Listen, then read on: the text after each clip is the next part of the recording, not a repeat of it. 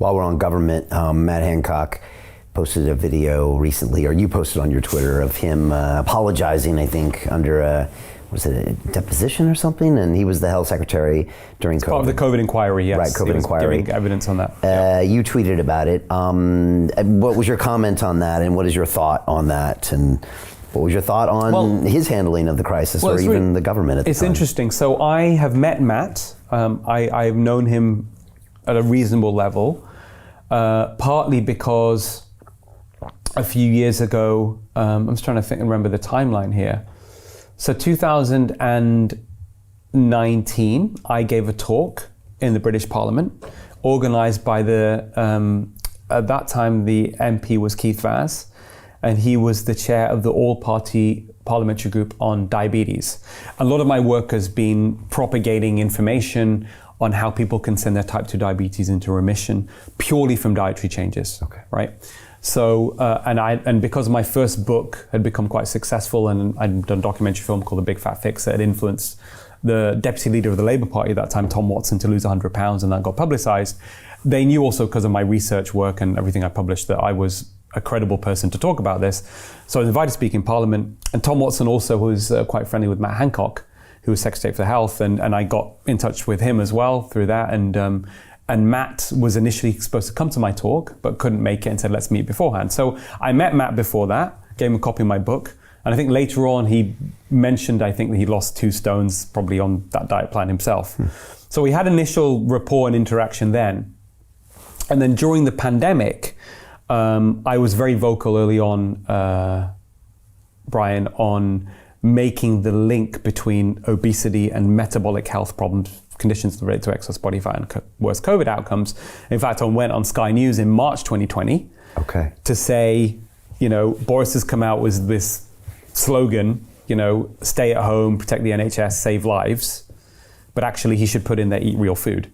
Right.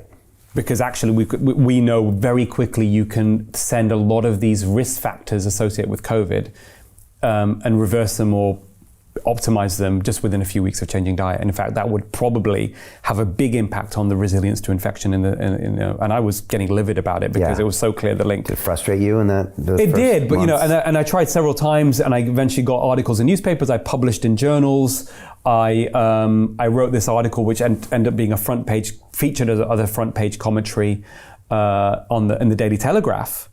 And suddenly then I was on BBC News and I was on Good Morning Britain. I've done several stuff, with them before. And I said, I wrote about this, Boris Johnson probably got sick and got hospitalized with COVID because of his weight, And that became a massive story. And we got this stuff into the mainstream. Certainly it was one day's news, and it carried on for a little while.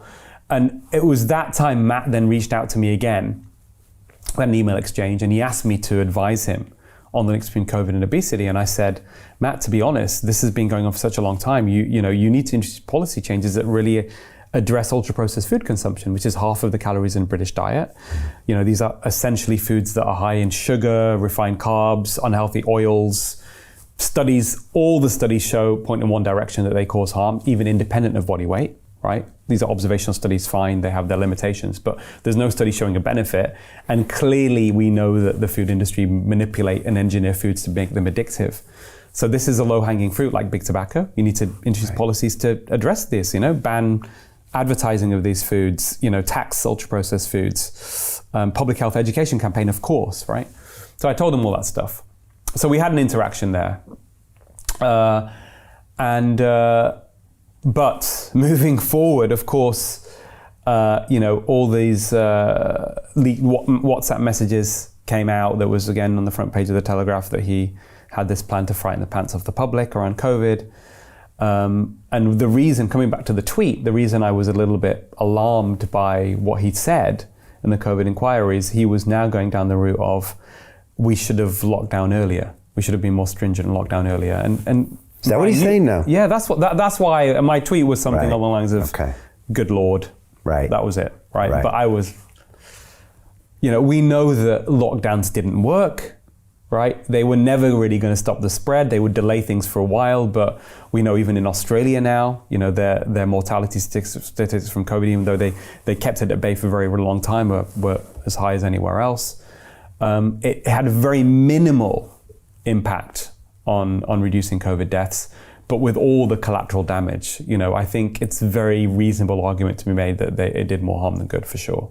Yeah. So I don't think that was the thing that I was a bit surprised that Matt was saying. So Jim Rickards has just recorded a video that's not available to anyone in the public, and he's going to be talking about how this upcoming recession is going to be fast, it's going to be bloody, it's going to be nasty. But at the same time, he's going to show you how you can position yourself to profit from all of this chaos.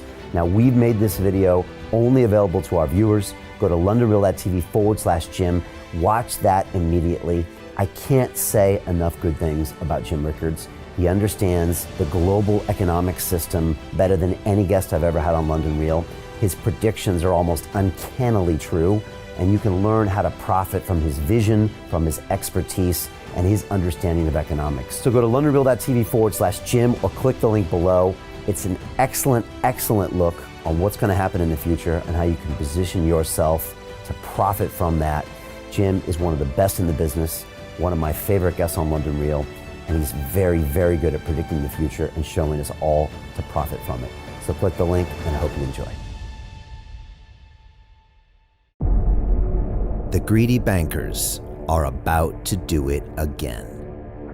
In 2008, they crashed our financial system and nearly bankrupted the entire global economy.